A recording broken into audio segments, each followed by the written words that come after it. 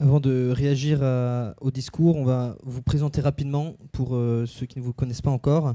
Donc, bonjour Madame Rousseau. Vous êtes avant tout économiste, diplômé de l'université de Poitiers. Vous avez mené une thèse à l'université de Lille. Oui, mais avant, c'était pas à Poitiers avant ? Oui, enfin j'ai eu ma licence à Poitiers, mais enfin je pense qu'il y a prescription maintenant, oui. D'accord. Et donc votre thèse se nommait Économie et environnement, une analyse régulationniste de la rente environnementale. Vous êtes resté donc dans cette ville de Lille pour devenir professeur d'économie jusqu'à devenir vice-président de l'université chargé de la vie universitaire. En parallèle de cela, vous êtes engagé en politique, vice-président du conseil régional du Nord-Pas-de-Calais chargé de l'enseignement supérieur et de la recherche de 2010 à 2015, porte-parole nationale d'Europe Écologie Les Verts de 2013 à 2016, puis enfin secrétaire nationale adjointe d'Europe Écologie Les Verts l'année suivante. Votre sortie fracassante d'Europe Écologie suite à l'affaire Baupin vous donne un premier rayonnement grand public et sont surtout les primaires des Verts, donc la présidentielle 2022, qui ont fait de vous un personnage politique de premier plan. Particulièrement décrié par la droite, vous obtenez malgré tout un score de 49% des suffrages face à Yannick Jadot. C'est bien résumé. Bonjour Monsieur Larothuroux.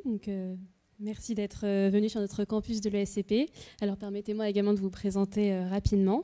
Alors vous êtes député européen donc, depuis 2019.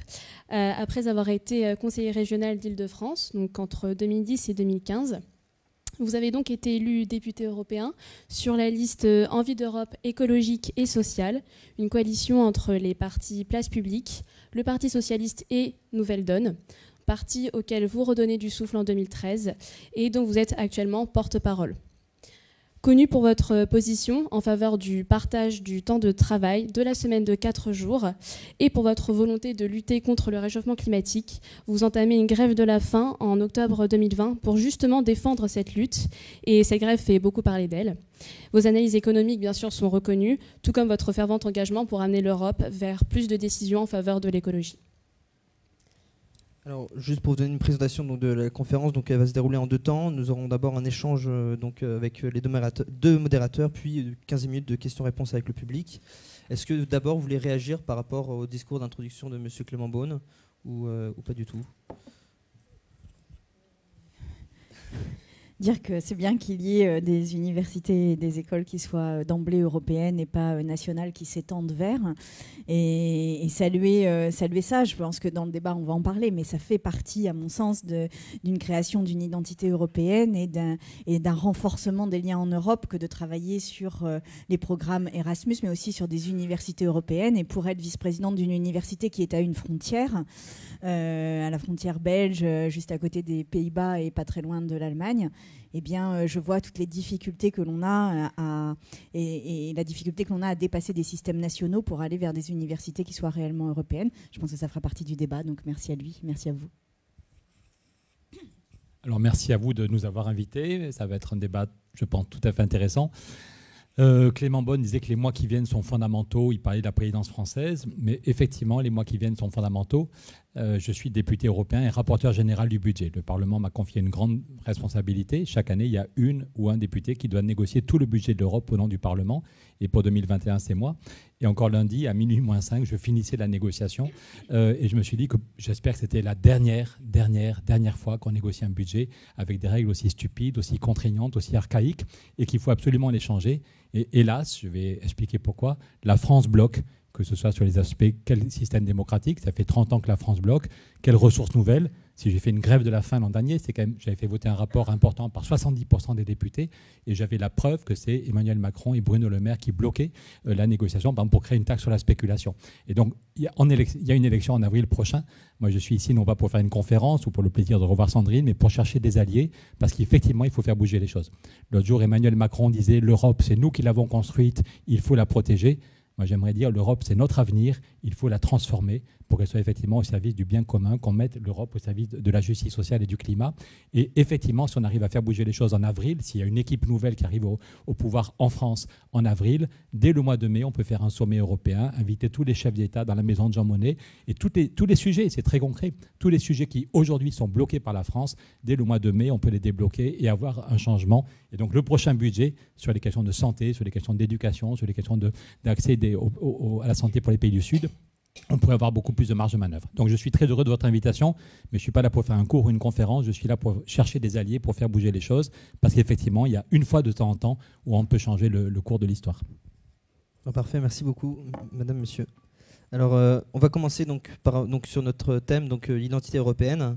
Et tout d'abord, le sentiment européen. On ne voit pas très bien, mais du coup, en fait, tout à gauche, 92% des Français se considèrent comme citoyens français. 64% des Français se considèrent comme des citoyens européens, ce qui est presque autant que ceux qui se considèrent comme citoyens du monde. Aujourd'hui, effectivement, il y a un écart assez fort entre le sentiment d'appartenance à la nation face au sentiment d'appartenance européen. Est-ce que pour justement raccourcir cet écart, l'Europe a besoin d'un grand récit national et construire ce grand récit national, par exemple, à partir des racines gréco-romaines et chrétiennes, ou au contraire, est-ce qu'il faut le laisser évoluer sur de nouvelles valeurs qu'on pourrait inventer pour l'Europe? Alors, cette question est plutôt adressée à M. Laroutourou, si vous le souhaitez d'abord. Ok, alors moi je crois qu'il n'y a aucune opposition entre les différents niveaux d'identité. On est chacun et chacune unique et on est chacun et chacune tissé de plein de rencontres, de plein d'éléments qui ont nourri notre façon de grandir depuis notre naissance. Et donc moi quand j'arrive en Pays Basque ou en Béarn, rien que l'odeur de la forêt, de la terre, je me sens béarnais et basque, je me sens vraiment chez moi. Quand j'entends la Marseillaise et quand Lilian Thuram marque un but, je me sens putain, je suis heureux d'être français. Et quand je suis à Bruxelles ou quand je suis à Prague ou quand je suis à Florence je me sens européen. Et je me dis, ça a du sens d'être européen, ça a de la gueule quand même des pays qui s'étaient battus, il y a eu des dizaines de millions de morts qui font la paix. Donc je ne vois aucune opposition entre le fait d'être basco-béarnais, d'être français et d'être européen. Sur la question de l'identité, je pense qu'on ne peut pas nier le fait qu'une des racines de l'Europe, c'est l'aspect chrétien. Dans tous les villages d'Europe, il y a des églises. Il faut être aveugle pour ne pas se rendre compte. Et je crois qu'il ne faut pas laisser les questions d'identité à l'extrême droite. La semaine dernière, c'était le 11 novembre, c'était la Saint-Martin. Eh bien, je me suis plongé qui était Saint-Martin.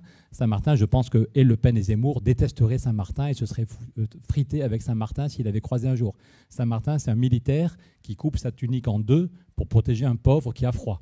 Il ne peut pas lui donner en entier parce qu'il était propriétaire que de la moitié. Le reste, c'est l'armée qui était propriétaire. Mais en gros, tout ce qui est à lui, il le coupe pour protéger un pauvre.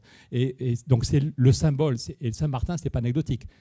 Quand vous cherchez dans l'Atlas, le nombre de villages de France, Martin, c'est le nom de famille le plus connu en France. Et le nombre de villages ou le nombre d'églises, c'est Saint-Martin qui domine tout. Donc, Saint-Martin, les racines chrétiennes dont on parle, c'est Saint-Martin. C'est un homme qui coupe son vêtement en deux pour protéger un pauvre. C'est un homme, donc, protégé et partagé. C'est ça, les valeurs européennes. Et ça n'est pas un bon Gaulois. Zemmour ou Le Pen auraient été furieux. C'est un monsieur qui vient de Hongrie. Voilà. Donc, c'est tout à fait à l'opposé de ce qu'on nous prétend être les racines chrétiennes, qui serait juste un truc moisi où on est entre nous et tous les autres. Voilà. Un militaire qui protège les pauvres, je pense à un militaire d'origine hongroise, étranger, qui protège les pauvres. Je pense que ce n'est pas ce que Zemmour et Le Pen ont en tête. Et après ça, l'identité, ce n'est pas juste regarder dans le rétroviseur et se dire c'était mieux avant. L'identité de l'Europe, c'est aussi le 9 mai 1950, quand Schuman et Adenauer décident d'un truc énorme. Ça fait des décennies qu'on se fait la guerre, il y a eu des millions de morts, il y a des millions de familles qui ont la haine. Et en 2 semaines seulement, Schuman et Adenauer décident de faire l'union charbon et acier, parce qu'à chaque fois qu'on gagnait la guerre, le pays qui gagnait la guerre prenait le charbon et l'acier de l'autre pour être sûr d'être encore plus fort, pour l'écraser encore plus fortement la prochaine fois. Et en 2 semaines seulement, c'est incroyable, ils décident de mettre ensemble le charbon et l'acier pour que la guerre ne soit plus possible. Voilà. Et on l'oublie, mais les actionnaires sont furieux. Les actionnaires sont furieux parce que Adenauer et Schuman ont décidé ça en quelques jours et les actionnaires des grandes entreprises de charbon et de métal ne le savent même pas. Le Figaro met à la une décision révolutionnaire. C'est une décision révolutionnaire et l'objectif, et après ça je laisse la parole à Sandrine, les premiers mots de Schuman, c'est la paix mondiale ne saurait être préservée. La paix, ce n'est pas le business, ce n'est pas la productivité, ce n'est pas la compétitivité. Les premiers mots, la naissance de l'Europe, son identité, c'est la paix mondiale ne saurait être préservée sans des efforts créateurs, des changements créateurs à la mesure des dangers qui la menacent. Voilà pourquoi l'Allemagne et la France proposent une action limitée mais décisive. Limitée mais décisive, c'est juste mettre le charbon et l'acier ensemble, mais c'est décisif, la guerre ne sera plus possible. Donc l'Europe, ce n'est pas d'abord la compétitivité, ce n'est pas d'abord l'efficacité économique, même si ça compte, c'est d'abord construire la paix. Et donc si on se projette vers l'avenir, aujourd'hui le problème n'est plus le charbon, sauf la sortie du charbon, mais un des sujets pour construire la paix, c'est le climat. Ce n'est pas pour rien si le GIEC a eu le prix Nobel de la paix, c'est que si le dérèglement climatique continue à s'aggraver, on va faire des conflits majeurs. De notre vivant, on va connaître le chaos. Donc la paix aujourd'hui, ça veut dire la justice sociale, le climat, une coopération entre les zones du monde. Et l'Europe est un des éléments de la réponse. Il y a plein de choses qu'on peut faire au niveau national ou au niveau local. Tous ceux qui vous disent l'Europe, c'est le seul sujet, 80% des décisions sont au niveau européen, c'est du pipeau. Non, il y a plein de choses fondamentales au niveau national, l'éducation, les politiques de santé, les politiques de logement, les politiques d'emploi, tout ça est encore très largement au niveau national. Mais effectivement, il y a des sujets sur lesquels l'Europe est cruciale. Justement, pour rebondir à ce que dit M. Laroutourou, Mme Brousseau, est-ce que du coup, effectivement, l'Europe, au départ, s'est construite effectivement sur une idée plutôt économique. Est-ce que effectivement, ce serait seulement ça l'identité européenne, une alliance économique? Je vais être un peu à côté de ce que tu viens de dire, Pierre, parce que je pense que précisément l'Europe s'est fondée sur ce qu'il y a eu de pire dans les identités. Et ce que les identités ont généré de pire. Et finalement, l'Europe s'est d'entrée fondée sur les ruines et sur les cendres de ces identités, sur les morts de ces identités et sur les millions de morts de ces identités. Et précisément, l'Europe s'est construite sans identité religieuse et sans identité culturelle, précisément pour ne plus rentrer dans ces débats-là.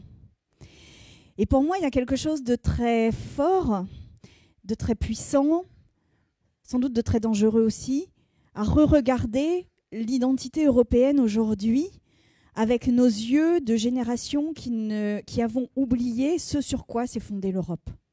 Et moi, je garde de cette Europe cette idée humaine que je trouve une des idées de génie comme on en a rarement eu dans l'humanité. Une de ces idées qui nous a permis d'avoir plusieurs décennies d'une communauté qui a réussi à vivre ensemble, à échanger, à s'enrichir, à progresser, etc. Et cette idée de génie, précisément, c'est de ne plus être dans l'identité. Et pour moi, c'est très fondamental dans la création de l'Europe. Et ce que je pense aujourd'hui, c'est qu'on a fondé cette Europe sur une dimension d'abord économique parce que finalement, c'était ce qu'il y avait de plus simple. Et puis, ça résolvait une partie des problèmes qui étaient ces problèmes de réparation post-guerre. Et pour éviter cette réparation, et c'est en ça que c'est un coup de génie, on s'est dit, on va faire une communauté, on va faire une communauté du charbon et de l'acier. Et puis, cette communauté du charbon et de l'acier, eh bien, les conflits qui seront à l'intérieur ne seront pas régulés par les chefs d'État, par les dirigeants, mais ce sera régulé par la Cour européenne de justice. Et ça, d'emblée, c'est un projet qui est radical, c'est un projet qui est révolutionnaire. Aucune des nations, aucun des espaces politiques ne s'est jamais créé de cette manière-là. C'est-à-dire que jamais on s'est dit que finalement on allait créer un espace en dehors d'un récit de conquête, en dehors d'un récit de guerre victorieuse, en dehors de récits de héros, et qu'au contraire on allait créer un espace de démocratie, un espace de progrès, un espace économique sur la base de l'antithèse de cela. Le problème, c'est qu'aujourd'hui on arrive un peu à mon sens, à une étape cruciale de ce développement de l'Europe. Et ce développement économique, ces liens économiques qui nous ont permis d'avoir suffisamment de liens économiques pour ne plus nous faire la guerre, et c'était le projet des constructeurs de l'Europe et des pères de l'Europe, des pères fondateurs. Ce projet-là, aujourd'hui, nécessite de retrouver un souffle et de retrouver quelque chose. Mais j'ai envie de dire, pitié, tout sauf une identité. Tout sauf une identité religieuse. Parce qu'en plus, l'Europe devrait se souvenir que cette question des identités nous a quand même poussé à des génocides, quoi. Et que nous n'avons pas été capables de gérer les minorités religieuses en réalité en Europe. Non seulement nous n'en avons pas été capables, mais nous les avons exterminées. Enfin, à quel moment on se dit que c'est une bonne idée de retourner sur des identités religieuses? À quel moment on oublie ça? Et moi, ce que je vous dis, c'est qu'aujourd'hui, ce qui nous fonde aujourd'hui, ce qui fait qu'on coopère, ce qui fait qu'on ait cet espace-là, c'est avant tout un espace de coopération et un espace de collaboration. Et ce qui nous manque, c'est la dimension sociale. C'est-à-dire qu'on a appliqué au sein de l'Europe des règles de concurrence interne qui, aujourd'hui, nous mettent en difficulté et ravivent la question des nationalismes et des identités. Et le nouveau souffle de l'Europe, la nouvelle identité, c'est ce que l'on doit faire ensemble, c'est ce que l'on veut faire ensemble. Et ce que l'on veut faire ensemble aujourd'hui, c'est une question sociale. Et c'est dramatique finalement que l'on n'arrive jamais à avancer sur cette question sociale. Il est dramatique qu'à chaque fois, on se heurte à la taxation sur la spéculation, à la mise en place d'un revenu minimum, à la mise en place même d'indicateurs sociaux qui soient suffisamment unifiés en Europe pour que cela puisse développer des politiques européennes. Et puis ce qu'il nous manque aussi, c'est un budget. Pierre, tu as discuté le budget jusque minuit, mais ce budget n'a pas de ressources propres. Le budget est sur la base des interventions des États et de la mise au pot des États. Mais finalement, une identité se fonde aussi sur la capacité à lever l'impôt et à redistribuer cet impôt. Où est-ce qu'il est, ce projet-là de l'Europe? On reviendra sur les questions sociales. Du coup, j'arrête. Monsieur Larouturou, vous avez mentionné donc, Madame Le Pen et Monsieur Zemmour.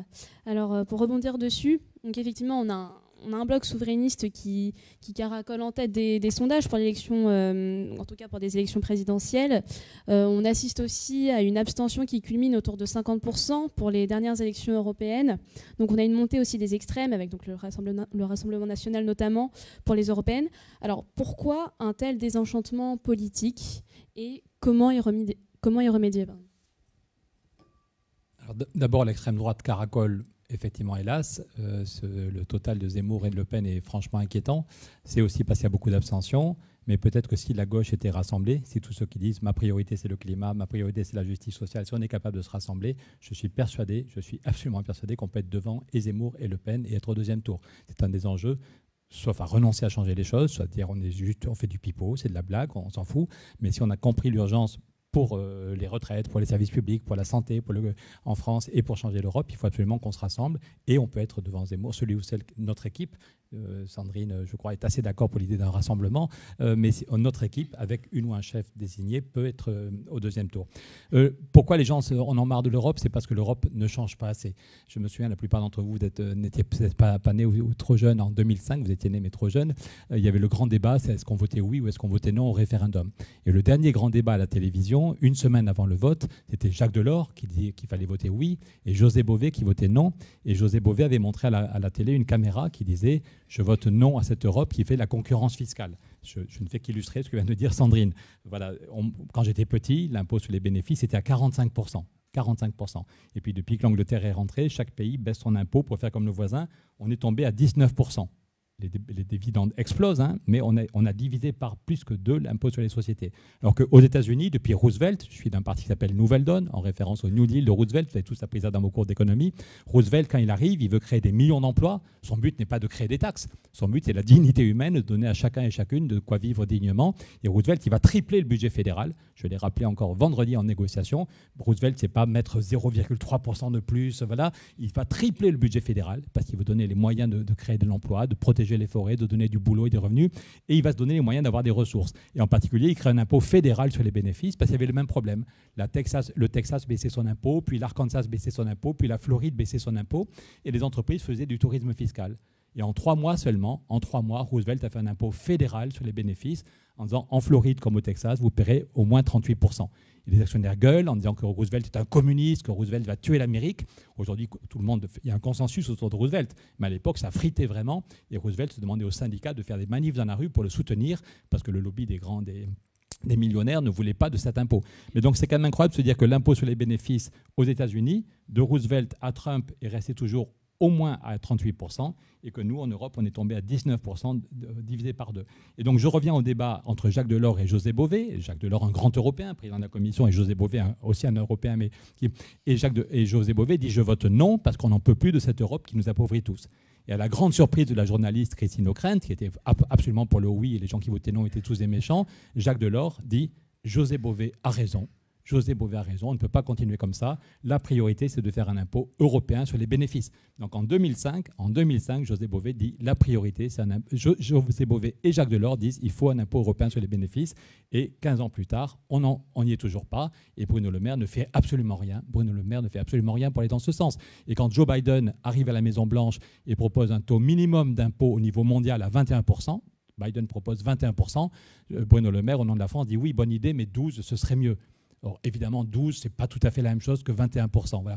Et au niveau, donc, les ressources, et si j'ai dû faire une grève de la faim, encore une fois, c'est quand même inquiétant qu'un rapporteur, c'est un peu la première fois qu'un rapporteur général du budget fait une grève de la faim, c'est parce que j'avais obtenu 2 semaines avant un vote du Parlement, 70% des députés européens qui avaient dit il faut trouver de l'argent pour rembourser le plan de relance, pour le climat, pour la santé, pour la recherche. Il faut trouver de l'argent. Il n'y a pas de baguette magique. On peut une taxe carbone aux frontières, mais ce sera peut-être 3 milliards. Une taxe digitale, peut-être, mais 3 milliards. Et pas contre une taxe sur la spéculation. Une petite taxe sur la spéculation rapporterait 60 milliards par an. Donc j'ai obtenu que 70% des députés votent ça, mais des députés européens, mais la France bloque, je ne veux pas être trop long, mais j'ai ici la lettre du ministre autrichien des Finances qui dit que la France bloque la négociation sur la taxe sur la spéculation et que si c'est la version française qui l'emporte, l'Autriche se retire de la salle des négociations. Voilà. Et Clément Beaune passe son temps depuis 1 an et demi à me dire « Pierre, je suis d'accord avec toi, il faut que tu vois Bruno Le Maire pour faire bouger Bruno Le Maire ».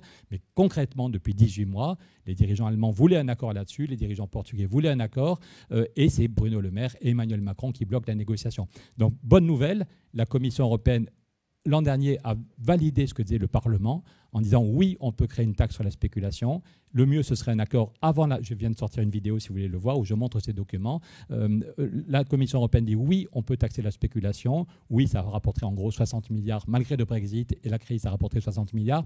Il n'y a pas besoin de l'unanimité. Il n'y a pas besoin de tous les pays, il suffit de 9 ou 10 pays pour une coopération renforcée. Et la Commission européenne dit que ce serait bien si on y arrivait avant la fin 2022. Voilà. On a déjà 1 an de perdu, mais s'il y a une nouvelle équipe qui arrive au pouvoir en avril, si on se rassemble et si on arrive au pouvoir en avril, dès le mois de mai, on peut débloquer la négociation. Et je vous rappelle que le projet est sur la table grâce à Attac, grâce à plein de gens qui ont milité, mais celui qui est concrètement sur la table depuis 2011, c'est Barroso, qui depuis est parti chez Goldman Sachs. C'est la proposition que le Parlement met en avant, ce n'est pas un truc de gauchiste. Hein. C'est Barroso qui disait quand même oui, on peut demander un effort. Je vous rappelle que tout le monde paye de la TVA.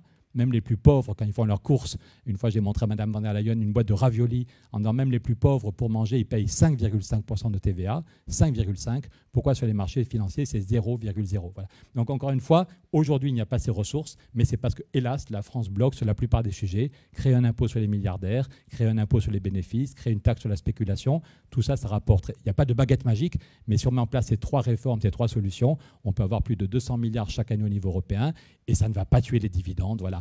Quelqu'un qui est à 24... Quand Bruno Le Maire dit que pour rembourser le plan de relance, il faudra faire une réforme des retraites, c'est juste scandaleux. Pour moi, ce n'est pas un problème théorique. On en voit tous dans la rue des petits vieux qui vont faire leurs courses et qui prennent le truc le moins cher et qui comptent même les pièces jaunes. La retraite moyenne, c'est moins de 1 400 €. La plupart des femmes sont à moins de 800 € de retraite. Donc quand Bruno Le Maire dit pour rembourser le plan de relance, il faudra réformer les retraites, la réponse est non. Si le Parlement européen veut tellement taxer la spéculation, c'est pour deux raisons. Rembourser le plan de relance sans avoir 1 centime qui vient des citoyens et avoir beaucoup d'argent pour le climat et pour la santé. On va encore parler de l'Europe sociale. Je sais que vous voulez en parler, mais ça revient après. Alors, donc on a pu, à un moment ou à un autre, mentionner ces institutions européennes. Donc, on peut les mentionner notamment pour le fait qu'elles apparaissent souvent nébuleuses. On a en effet une commission, on a donc un parlement. Il y a aussi le Conseil de l'Union européenne, il y a le Conseil européen. Toutes ces institutions, si bien que les chercheurs travaillant pour le baromètre européen décrivent cette décennie, donc 2009-2019, comme étant une période de crise de confiance politique.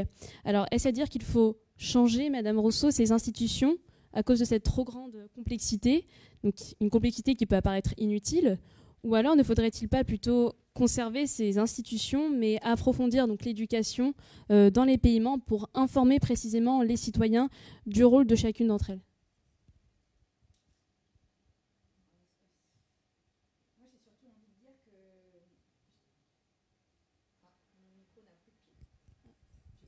Prenez le mien. J'ai surtout envie de dire que la question aujourd'hui, c'est que les élections européennes sont détachées des élections nationales. C'est-à-dire qu'en fait, c'est comme si c'était quelque chose d'indépendant des élections nationales. Et ça, c'est un problème, puisque ce qui passionne les foules, c'est les élections nationales, enfin du moins les présidentielles, etc., les législatives. Et aujourd'hui, elles n'ont aucune espèce d'articulation avec les élections européennes. Donc déjà, sur les modalités d'élection, il y a cet accrochage, à mon sens, absolument indispensable aux élections nationales, ce qui permettrait aussi de construire des majorités européennes qui soient conformes, en quelque sorte, aux majorités nationales. Ça, c'est la première chose. La deuxième chose, c'est qu'aujourd'hui, si on est sur un espace européen, il nous faut des listes européennes. Alors ça, je sais que ça fait partie des débats qu'on peut avoir, et peut-être n'êtes-vous pas d'accord, mais pour moi, il est absolument évident qu'on crée des majorités européennes et qu'on ne crée pas des majorités nationales qui après s'additionnent vers une majorité européenne. Et si je prends l'exemple des Verts, alors, les Verts européens existent depuis le départ, donc on est un parti qui avons moins de problèmes que les autres puisqu'il y a l'équivalent dans l'ensemble des pays européens. Mais aujourd'hui, avoir une liste européenne, ça nous permettrait d'arriver au Parlement européen avec un programme qui est unique et finalement d'entrer monter un rapport de force qui soit important au niveau de l'Europe. Donc ça, c'est la deuxième chose. Et puis après, il y a en effet une forme de complexité, et une complexité qui est liée à l'absence de volonté des États de lâcher de la puissance souveraine. Alors la question qui est face à nous aujourd'hui, c'est que si l'Europe est en effet le lieu démocratique où se décide une partie de nos lois, si l'Europe est aujourd'hui en effet l'instance principale qui est capable de créer des Green New Deal, etc., même si c'est insuffisant, eh bien, il nous faut aussi lui lâcher une part de souveraineté. Et ça, c'est un débat qui est complètement tabou, et particulièrement dans les présidentielles aujourd'hui en France, où on se raccroche à la souveraineté française, mais on se raccroche à la souveraineté française de la manière la pire, c'est-à-dire qu'on se raccroche sans avoir le pouvoir d'agir dessus. Or, au niveau européen, aujourd'hui, il est vraiment indispensable de mettre des institutions qui dépassent la somme des États et qui permettent de définir une politique européenne bien plus intégrée qu'on ne l'a. Aujourd'hui, aucune des institutions ne permet réellement de faire ça, même pas le Parlement européen, puisqu'encore une fois, ce sont des listes nationales. Si je peux compléter ce que dit Sandrine, je pense qu'il y a besoin d'un changement radical de nos institutions. Voilà. Et que ce n'est pas un abandon de souveraineté, comme vous faudrait nous faire croire les gens de l'extrême droite, c'est pour retrouver une souveraineté sur les sujets où on ne l'a plus. Je le redis, mais je crois qu'on est d'accord. Je le redis, tous ceux qui vous disent 80% des décisions sont à Bruxelles, pour le meilleur ou pour le pire. Il y en a qui s'en réjouissent, il y en a qui disent que c'est scandaleux. C'est du pipeau. Il y a plein de questions fondamentales qui sont au niveau national ou au niveau local. Les questions d'éducation, lutte contre l'échec scolaire, la question du logement. Là, on est un des pays d'Europe où les loyers sont les plus chers. Vous devez avoir tous des copains et des copines qui ont du mal à se loger. On connaît tous des salariés qui font 1 heure de transport tous les jours parce qu'on a une politique du logement qui n'est pas du tout à la hauteur. Ça, c'est au niveau national. Lutte contre l'échec scolaire, cohésion sociale. Est-ce qu'on appauvrit les chômeurs? Quand Emmanuel Macron fait passer une réforme, il y a la sécurité sociale, les retraites. Là, il y a 1 million de chômeurs qui vont tomber, qui étaient en moyenne à 800 € par mois, qui vont tomber à 600. C'est pas l'Europe, c'est Emmanuel Macron, Bruno Le Maire. Est-ce qu'on est capable de dialoguer? À 2 jours d'intervalle, je fais une manif pour le climat à Bruxelles. Il n'y a pas 1 gramme de violence. La police est loin, on a négocié avant. J'arrive 2 jours plus tard en France, on se fait nasser, on prend des lacrymogènes dès le premier quart d'heure. Donc voilà, tout ça, c'est du niveau national. Il y a plein de choses au niveau local. Donc l'Europe ne s'occupe pas de tout. Mais par contre, là où on a besoin d'être ensemble pour retrouver une souveraineté, parce qu'un pays tout seul n'y arrive pas, face à la Chine, face aux États-Unis, comment utiliser autrement l'argent de la Banque centrale, ce n'est pas au niveau de chaque pays. Là, il faut élaguer les compétences. Je vous renvoie vers le discours de Joschka Fischer, un écolo, en 2000. C'était le ministre allemand des Affaires étrangères qui a fait un discours magnifique. Il dit, premièrement, il faut élaguer les compétences. Il dit, l'Europe va crever. En gros, il dit, dans les institutions actuelles, comment parvenir encore à agir ? Comment éviter que les compromis soient de plus en plus étranges et que l'intérêt des citoyens ne finisse par tomber en dessous de zéro? Il existe une réponse toute simple, le passage à un système entièrement parlementaire que demandait déjà Robert Schuman il y a 50 ans. Voilà. L'idée, c'est qu'aujourd'hui, je peux témoigner encore une fois, vendredi, j'ai fait une petite vidéo parce que j'avais envie de m'arracher, pourtant j'ai pas beaucoup de cheveux, mais vraiment c'est juste insupportable. On négocie la question du budget, c'est pas le seul sujet, mais c'est quand même important. Pour avoir une volonté politique, souvent il faut de l'argent. Eh bien, on a un cadre qui est pour les 7 prochaines années. C'est juste stupide. Il n'y a aucune entreprise, aucune association, aucune zone du monde où on a un cadre contraignant pour cette année. Pardon, parce que tout à l'heure tu as dit que la taxe Tobin, la taxe sur les spéculations, c'est Macron qui fait obstacle, et c'est vrai, mais Hollande l'avait fait avant. Hein. C'est-à-dire qu'en fait, il y a aussi une espèce de continuité dans cette action, et notamment pour servir les grandes banques françaises. La réponse est oui. Et tout à l'heure, je ne retrouvais pas la lettre du ministre autrichien, mais je pense que tu peux témoigner. Le ministre autrichien, donc c'est quand même la droite autrichienne, qui dit l'Autriche veut relancer la négociation, il faut trouver des sous. Avec la proposition qui est sur la table depuis 2011, il dit mais si c'est la version française qui l'emporte, ce French, tu vois, voilà, il y aura 99% des volumes ne sont pas taxés. Aussi bien Bruno Le Maire, hélas, que Michel Sapin, tu as raison, avant. C'est le porte-parole du lobby bancaire. C'est maintenant que le Brexit, les Anglais ne sont plus là, c'est les Français qui portent la parole du lobby bancaire et qui veulent une toute petite taxe. Clément Beaune va vous dire que la France veut un accord ambitieux sur la TTF, mais tout le monde sait que la France veut un accord à l'unanimité, ce qui ne se fera jamais, et sur une taxe qui ne concerne que 1% des volumes. Alors que ce qui est sur la table depuis 2011, qui est soutenu par le Parlement, qui est soutenu par la Commission, ça n'est pas à l'unanimité. On peut commencer avec 9 pays, et c'est une taxe qui concerne l'ensemble des volumes et qui rapporterait de l'ordre de 60 milliards et non pas de... Voilà. Donc j'en reviens à ce que disait Joschka Fischer. On va finir par crever, même humainement, pour les chefs d'État, c'est insupportable. Quand il y a 27 personnes qui disent une minute de banalité, c'est insupportable. Et le système à l'unanimité, ça tue la démocratie.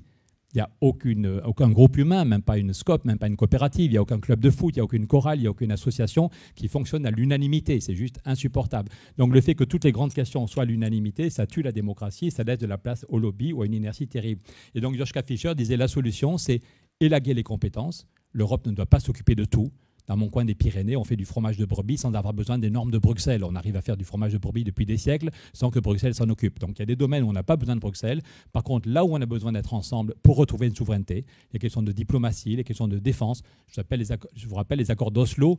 C'était quand même en 1993 qu'on a pensé que la paix était possible entre Israël et la Palestine. Ça s'appelle les accords d'Oslo. La photo historique, elle est à Washington, mais c'est en Europe qu'on a aidé. Voilà. Et depuis 1993, les gens qui veulent la paix malgré tout dans cette zone du monde demandent quand est-ce que l'Europe passe à l'action. On n'a toujours aucune diplomatie efficace, aucune capacité de force d'interposition. Donc dans les domaines où on a besoin d'être ensemble, utiliser autrement la monnaie unique. Quand la Banque centrale crée 1300 milliards en une journée, 1300 milliards d'euros, est-ce que l'argent va à la spéculation ou est-ce que l'argent va dans une banque du climat? C'est des questions fondamentales. Donc là où on a besoin d'être ensemble, Joschka Fischer dit la règle d'unanimité, c'est juste impossible. Il faut mettre en place un système parlementaire, le vote des citoyens et des citoyennes tous les 5 ans. Tous les 5 ans, on a un vrai débat.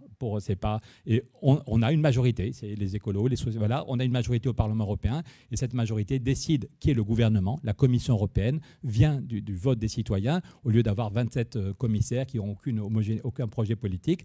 Et tous les 5 ans, on voit si on donne la majorité toujours à la même équipe ou s'il y a une alternance par le Parlement européen. Et les chefs d'État ne sont qu'un Sénat. Les chefs d'État ont un sujet beaucoup moins important. Donc ça fait 30 ans que les dirigeants allemands nous proposent ça. Depuis la lettre d'Helmut Kohl, quand le mur de Berlin est tombé, Mitterrand dit qu'il faut faire une union monétaire parce qu'on avait peur que l'Allemagne nous oublie. Et Helmut Kohl, le chancelier allemand, dit OK pour l'union monétaire, mais il faut donner un signal qu'on va vers une union démocratique. Et Mitterrand ne répond pas. Puis en 1993, c'est 2 dirigeants allemands, Schäuble et Lammers, qui disent OK, on va vers l'union monétaire, mais l'Europe va crever si on n'a pas des institutions rapides, démocratiques, plus souples, et il propose une union parlementaire. Et c'est Balladur qui ne veut pas. Puis en 2000, avant l'élargissement, c'est Joschka Fischer qui dit qu'il faudrait une Europe plus démocratique, et Jospin ne répond pas. Donc à chaque fois que moi je vois des dirigeants allemands, à Berlin ou à Bruxelles ou ailleurs, je commence par Entschuldigung, ça veut dire excusez-nous, parce que c'est les dirigeants français qui ont merdé depuis 30 ans. Donc raison de plus pour prendre le pouvoir en avril, et pour effectivement, à quelques-uns, relancer une Europe beaucoup plus sociale, plus démocratique, capable d'agir pour la paix. Et quand je dis à quelques-uns, c'est pour dire qu'il n'y a, je le répète, si on veut inventer du nouveau, il n'y a pas besoin d'unanimité. L'espace Schengen, le fait qu'on peut aller d'un pays à l'autre sans avoir des barbelés, sans avoir des frontières, on a commencé avec 5 pays. L'espace Schengen, au début, on était 5. L'année suivante, on était 8, et maintenant, on est 27 ou 28. Donc c'est du pipeau, c'est ceux qui ne veulent rien changer, qui disent « oh là là, c'est compliqué, il faut l'unanimité ». S'il y a la monnaie unique, je ne crois pas qu'on ait attendu que tous les pays d'Europe soient d'accord. Il y a quelques pays qui ont commencé avec la monnaie unique. Voilà. Oui, juste pour compléter sur la COP26 qu'on vient de vivre et qui a été un moment, à mon avis, de déshérence européenne sur la COP26 et ça renforce... On va en parler juste dans 2 questions. Juste avant, ouais, voilà. Juste avant, voilà, pour rester encore sur l'identité européenne, je pense que l'un des points aussi majeurs pour l'identité européenne, c'est la question d'Erasmus, qui a permis effectivement à de nombreux étudiants, de nombreux jeunes de se créer une identité européenne. Donc Erasmus a été créé en 1987. Aujourd'hui, 10 millions de personnes en ont profité. Et après le programme Erasmus, voilà, un sondage dit que 83% des étudiants se disent se sentir plus européens. Toutefois, il y a encore une minorité de Français qui en profitent. Seulement ceux qui font des études et qui font des hautes études. Et donc, oui, et aussi, il n'y en a pas assez. Et certains veulent aller encore plus loin. En fait, quels en sont aujourd'hui les fruits d'Erasmus? Emmanuel Macron parlait dans le discours de la Sorbonne typiquement de créer des universités pleinement européennes. Qu'est-ce que vous pensez de cette proposition? Est-ce qu'il faut aller plus loin qu'Erasmus ou pour vous, pour le moment, ça vous semble bien, Madame Rousseau? Déjà, il faut élargir Erasmus. C'est-à-dire qu'Erasmus, c'est un beau programme, mais tout le monde n'en bénéficie pas, même dans les études supérieures. Enfin, dans mon université, il y a 10% des étudiants qui partent en Erasmus. C'est-à-dire qu'il y en a 90% qui ne bénéficient pas de ce programme. Et dans le dernier budget européen, ça fait partie des lignes qui ont été diminuées suite au départ, notamment de la Grande-Bretagne. Et donc, il y a vraiment quelque chose à travailler de l'ordre de l'Erasmus, parce qu'en effet, cet Erasmus donne un sentiment d'appartenance européen. Et j'avais entendu Cohn-Bendit le dire, et donc je reprends sa phrase, et vous m'entendrez rarement reprendre des phrases de Cohn-Bendit, mais là, quand même, je le fais.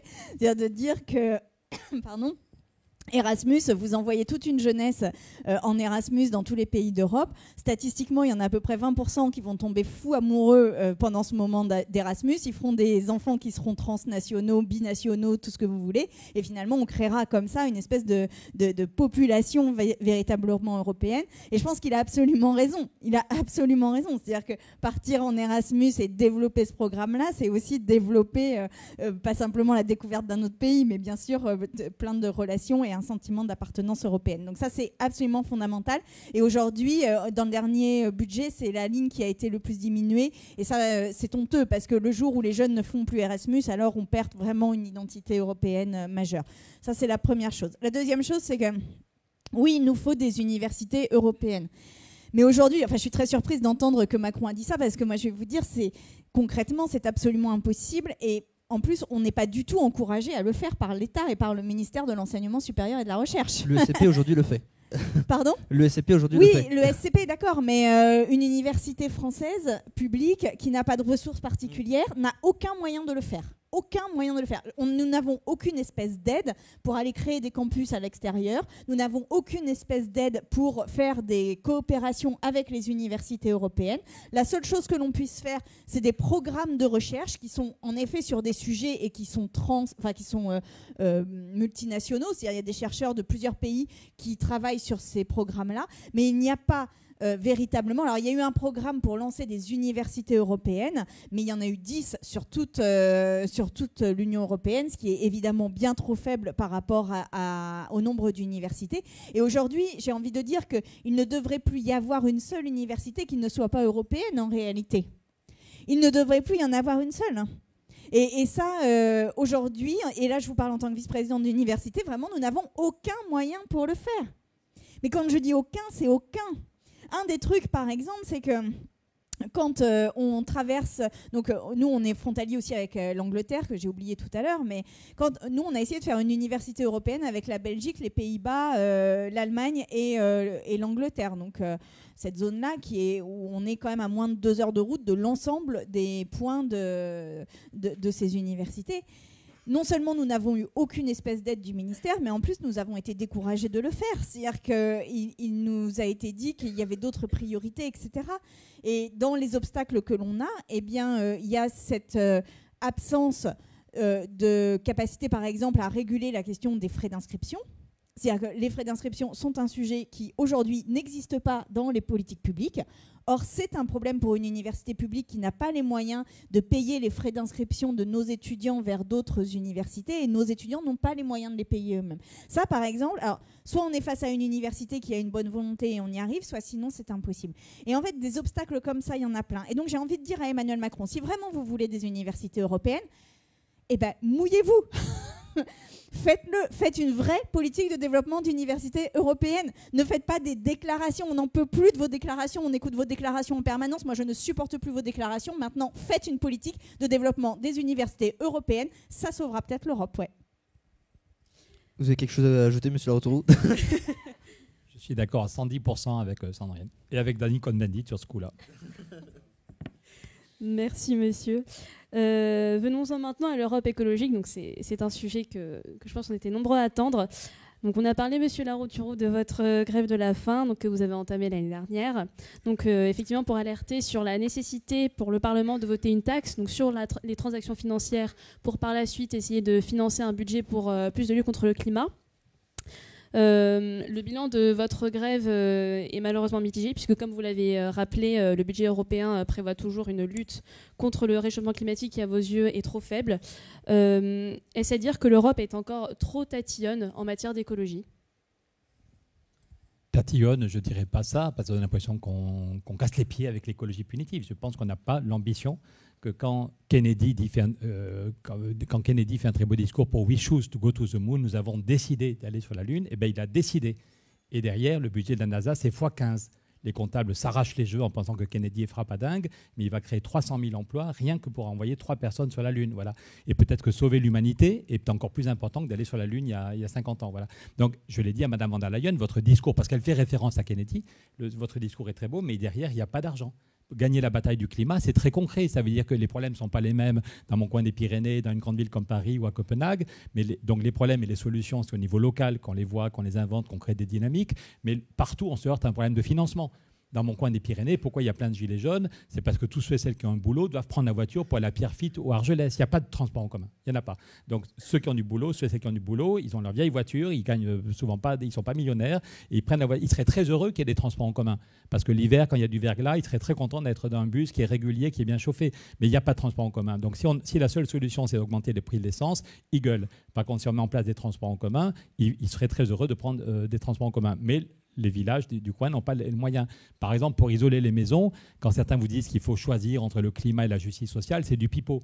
Je garderai en mémoire toujours ce monsieur qui vit à Grenoble. Je vais bientôt aller revoir Eric Piolle, un de ses amis, dans 2 semaines. Ce monsieur disait, ça y est, ça fait 15 ans que je vis dans un logement social, depuis 3 ans dans un HLM, depuis 3 ans on a isolé, et c'est beaucoup plus confortable.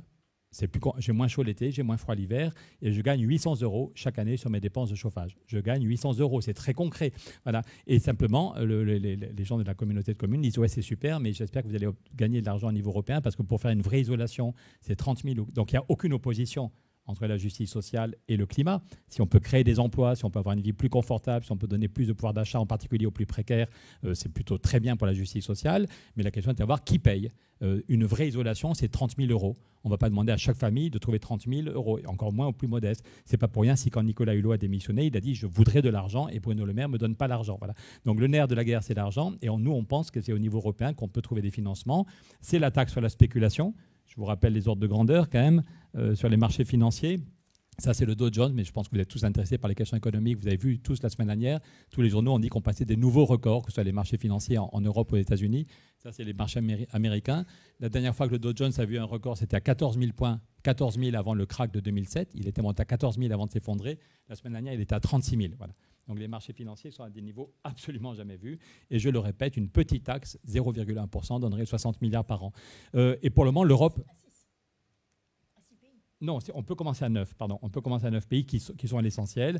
Et on fait 60 milliards, c'est 9 pays. 57 milliards, c'est si l'ensemble, ils vont progressivement. Mais 80%, je n'ai pas fait les calculs pour les 9 pays, mais comme l'essentiel des marchés financiers, tu as raison, il faudrait qu'on actualise le calcul, mais comme l'essentiel des marchés financiers, c'est en Allemagne, en Italie, en France, en Espagne, on serait déjà à plus de 50 milliards. Voilà. Et encore une fois, l'autre jour, le conseiller d'Angela Merkel me disait, Pierre, ce n'est pas la peine d'insister. Le conseiller de Merkel, je ne vous parle pas des écolos ou de la gauche alternative en Allemagne. Le conseiller de Merkel me dit, Pierre, ça n'est pas la peine d'insister. Je suis un fan de la taxe sur les transactions financières. Je vous rappelle qu'Angela Merkel, en 2014, Merkel était allée à Londres physiquement pour dire aux Anglais, arrêtez avec votre veto, vous nous cassez les pieds, il faut qu'on crée cette taxe sur la spéculation. Merkel n'avait pas convaincu les Anglais et c'est depuis qu'on réfléchit à une coopération renforcée au fait d'avancer à quelques pays. Donc Merkel est favorable. Quand on a été reçu par le pape, on a même été reçu par le pape avec Cyril Dion et Samuel Grybowski, le pape voulait montrer qu'il était d'accord avec nous. On a rencontré des ministres du gouvernement Mario Draghi qui ont dit face à la caméra que évidemment l'Italie était d'accord pour taxer la spéculation. Les Espagnols, les Italiens, voilà. Donc il n'y a pas besoin d'unanimité, mais la vérité c'est que si un des 4 ou 5 grands pays ne veut pas, ça bloque tout. Les gens de chez Merkel me disent Angela Merkel n'a pas envie de se prendre un râteau diplomatique. Angela Merkel n'a pas envie de dire que c'est une priorité si la France n'est pas d'accord. Donc moi, à la place de Merkel, peut-être que j'aurais une autre stratégie, mais je ne suis pas Merkel et personne ne me propose d'être à sa place. Mais donc, il faut faire avec. Si Macron et Bruno Le Maire disent on n'en veut pas, et bien les autres s'écrasent et disent c'est vraiment pénible, c'est vraiment chiant, on n'a pas d'argent. Alors ce serait la solution la plus facile. Pour tout le reste, que ce soit la taxe carbone aux frontières ou la taxe digitale, comme Joe Biden n'en veut pas, tout ça est mis au frigo. Donc encore une fois, je ne fais pas une fixette sur la taxe sur la spéculation. Le Parlement européen met 5 solutions en avant, mais celle qui rapporte le plus, de l'ordre de 60 milliards. Les autres, c'est 3 ou 4 milliards. La taxe digitale, c'est 3 ou 4 milliards. La taxe carbone aux frontières, c'est 3 ou 4 milliards. Et on a besoin de Joe Biden pour être d'accord. Tandis que celle qui rapporte le plus, et on n'a pas besoin de Biden, et en plus Biden est d'accord, c'est la taxe sur la spéculation qui en plus est la plus populaire. Donc, est-ce que l'Europe est trop tatillonne? La réponse est non. L'Europe n'est pas assez ambitieuse, mais ce n'est pas l'Europe, c'est Paris qui bloque. Voilà, c'est Paris qui bloque. Angela Merkel espérait un accord. Angela Merkel avait reçu pendant 1h30 Greta Thunberg, quasiment sans caméra. Pendant 1h30 l'été dernier, il y a 18 mois, Merkel avait reçu Adélaïde, Hanouna, trois leaders, Greta Thunberg, pour dire qu'elle voulait avancer. Elle espérait un accord sur le financement et la France a bloqué. Donc, encore une fois, pour changer l'Europe, c'est pas, je ne compte pas du tout, il ne faudra pas lui dire, enfin il le sait, sur Clément Beaune et sur Emmanuel Macron. Ils avaient toutes les cartes en main depuis 4 ans. Emmanuel Macron a fait un très beau discours à la Sorbonne. Je fais partie des gens qui avaient félicité Macron pour son discours à la Sorbonne. Il voulait une grande Europe, un grand budget. Et 6 mois après, il a tout foutu en l'air parce qu'il a été reçu en Allemagne. Il a reçu le plus grand prix, le prix Charlemagne. Angela Merkel est venue lui mettre la plus belle médaille allemande avec un très gentil discours. Merkel a fait le discours le plus gentil possible. Et Emmanuel Macron a répondu en insultant tous ceux qui étaient là, en expliquant que les Allemands devaient rompre avec leur fétichisme. Voilà. Donc en gros, tous les 500 dirigeants qui étaient là se sont dit on est tous des gros malades. Et la presse allemande a repris cette phrase, les Allemands doivent rompre avec leur fétichisme. Au lieu de dire, chère Angela, ensemble, nous devons inventer un nouveau modèle. Chère Angela, c'est toi qui avais accueilli le premier sommet sur le climat, la COP numéro 1 à Berlin. Tu avais raison, Angela. Déjà, il y a 25 ans, effectivement, le premier job politique, le frère d'Angela Merkel était rentré chez les Grünen. Et les copains d'Angela disaient, mais qu'est-ce que tu fous chez les conservateurs? Pourquoi tu ne vas pas chez les écolos comme ton frère? Et Angela Merkel disait, regardez, c'est moi qui accueille le premier sommet sur le climat, la COP numéro 1. Vous trouvez des photos, j'avais donné à Adélaïde et à Greta Thunberg les photos de Merkel avec 25 ans de moins, qui accueille le premier sommet climat et qui avait fait un très beau discours. Angela Merkel, il y a 26 ans, disait « Il faut dépasser l'économie sociale de marché et créer une économie écologique de marché ». Il y a 25 ans, Merkel dit « Il faut créer une économie écologique ». Donc, quand Emmanuel Macron reçoit le prix Charlemagne, au lieu de dire « Tous les Allemands sont des fétichistes », il aurait pu dire « Angela, tu avais raison il y a 25 ans, il faut qu'on invente un nouveau modèle » et embarquer les Allemands dans ce nouveau modèle. Tandis qu'il a insulté tout le monde, de même que quand il parle aux Français, on a l'impression que tous les salariés sont des gros illettrés. Voilà. Donc je pense que là, l'Europe, on ne fait pas l'Europe en pensant qu'on a raison tout seul, on trouve des alliés. Et sur la question du climat, je pense, hélas, quand il y a eu 200 morts cet été dans les inondations en Allemagne, quand il y a eu des dizaines de morts dans les feux de forêt dans les pays du Sud, je pense que la plupart des peuples, y compris en Pologne, ça bouge beaucoup en Pologne, la plupart des Polonais comprennent qu'il y a un énorme problème climatique et dans tous nos pays, on a besoin d'argent. Donc je suis vraiment persuadé que si on se rassemble, parmi vous, s'il y en a qui n'ont pas encore signé pour la primaire populaire, je vous invite à le faire. Je pense que si on se rassemble, primaire populaire ou quelque chose de mieux, c'est peut-être pas la seule chose qu'on peut faire, mais si on est capable de se rassembler et qu'on gagne le pouvoir en avril, on peut débloquer les choses dans les mois qui suivront l'élection présidentielle. Juste avant que vous répondiez à M. Laroutourou, Mme Rousseau, donc, on va reprendre l'idée de la COP26 qui a eu lieu donc, la semaine dernière. Il y a eu des engagements pris par des pays comme la France qui désormais ne soutient plus les projets fossiles, qui soutient désormais plus les projets fossiles, qui n'ont pas de proposition pour atténuer donc les rejets de gaz. L'Europe n'est pas apparue unie donc, dans la COP26. Comment peut-elle se poser aujourd'hui en leader de la lutte contre le réchauffement climatique ? Non seulement on n'est pas arrivé unis, mais on est arrivé désunis pour le pire. Pour le pire. C'est-à-dire que pour défendre le nucléaire et le charbon d'Europe de l'Est, quoi. C'est la honte totale. Enfin, je vous le dis, c'est la honte totale. Hein. Et évidemment, après, on dit, ouais, la Chine et l'Inde sont arrivés au dernier moment, ils ont modifié un mot. C'est vrai. Mais surtout, qu'a fait l'Europe? Et pour moi, c'est très perturbant et même ça génère chez moi une colère parce que je me dis, mais l'Europe a été la première à mettre en place le protocole de Kyoto en mettant un marché de droit à polluer. L'Europe a été le lieu où s'est nouée la COP21 avec un accord historique de tous les pays. Et là, on est en train de marcher sur des choses que... Donc, l'Europe se positionnait sur une forme de leadership en matière de transformation écologique, même si on pouvait critiquer l'ampleur de ce leadership, etc. Mais enfin, quand même, elle était ça. Trump sort des accords de Paris, l'Europe reste, et l'Europe est une forme de pilier dans la transformation écologique. Et là, pour défendre le nucléaire, quoi, on fait tout capoter. Mais non, mais c'est grave, en fait. Après, quand je dis ça, on peut être pour ou contre le nucléaire. En fait, je m'en fous. Mais juste, est-ce que ça vaut vraiment le fait de tout faire capoter? Est-ce que ça vaut vraiment le fait d'arriver si divisé qu'on suscite une déclaration de pays européens contre nous? Vraiment, c'est ça notre fierté, quoi. Enfin, je sais pas, moi, il y a un moment où là, on a une responsabilité historique. Les rapports du GIEC se succèdent et le dernier rapport du GIEC, dont on n'a eu que des extraits et des avant-propos, nous dit que, comme les précédents, que la situation vraiment là devient urgente. C'est-à-dire que toutes les prévisions qu'ils ont faites de ces rapports depuis les premiers se révèlent justes et surtout, à chaque fois, la réalisation est dans les scénarios les plus hauts du GIEC, c'est-à-dire les scénarios les pires. On se retrouve à chaque fois dans les scénarios les pires. Et c'est comme si on était tétanisé, comme si on était dans l'incapacité de mesurer le défi qui est le nôtre. Et moi, je vous le dis, c'est que ce que l'on a à faire aujourd'hui, c'est une bifurcation de nos sociétés qui est de la même ampleur que celle qu'ont eu nos aînés à faire au moment où ils ont créé l'Europe. Simplement, nous avons à faire ça en temps de paix. Sommes-nous capables de le faire? Sommes-nous capables de prendre cette bifurcation en temps de paix? Aujourd'hui, suite à la COP26, je crains que la réponse soit non. Or, nous avons ce défi-là, et ce sera ça la responsabilité de nos générations, de la nôtre comme de la vôtre qui serait au pouvoir, c'est est-on capable de prendre cette bifurcation en temps de paix? Eh bien, j'espère qu'on le sera. Et aujourd'hui, que ce soit le Green New Deal ou que ce soit l'attitude de l'Union européenne au sein de la COP26, force est de constater que nous ne sommes pas à la hauteur collectivement des enjeux qui sont les nôtres en matière de climat. Et que nous ne sommes pas à la hauteur alors que nous sommes les seuls à pouvoir l'être. Et c'est là qu'est notre responsabilité. Et c'est là qu'est notre responsabilité historique. Et moi, j'ai vraiment cette envie de dire que c'est pas en alignant les choses, c'est pas en faisant en faisant des plans de relance comme ça. Ce qu'il nous faut faire aujourd'hui, c'est vraiment mesurer l'ampleur du virage que nous avons à faire. Je rappelle ce chiffre, il nous faut diminuer nos émissions de gaz à effet de serre de 80% d'ici 2050. De 80%. On ne le fait pas avec des bidules, on ne le fait pas avec quelques milliards, on le fait avec un véritable plan de transformation et d'investissement. Et quand tu parles de la spéculation et de la taxe sur la spéculation, Pierre, moi j'ajoute qu'aujourd'hui, le truc qui nous met le plus dans le mur, le truc qui nous envoie, qui nous permet d'accélérer, d'appuyer sur la pédale d'accélération pour nous prendre le mur en pleine face, c'est le carbone. Le carbone, aujourd'hui, est la chose quasiment la plus gratuite qui soit dans nos sociétés de marché. Il n'y a rien qui soit moins cher que le carbone. Vous payez la santé, vous payez tout dans une société. La seule chose que vous ne payez pas, c'est le carbone, c'est ça qui nous envoie dans le mur. À un moment, s'il y avait une taxe européenne sur le carbone, et non pas juste un marché d'échange, mais s'il y avait une taxe européenne sur le carbone, non seulement on aurait les ressources pour nous permettre de faire le virage économique qui est le nôtre, mais en plus, il y aurait un signal prix qui est absolument indispensable à nos changements de comportement et à nos changements de modalité de consommation. Qu'est-ce qu'on attend ? Pardon, si je peux compléter, complètement d'accord avec Sandrine et j'aurais envie de l'applaudir.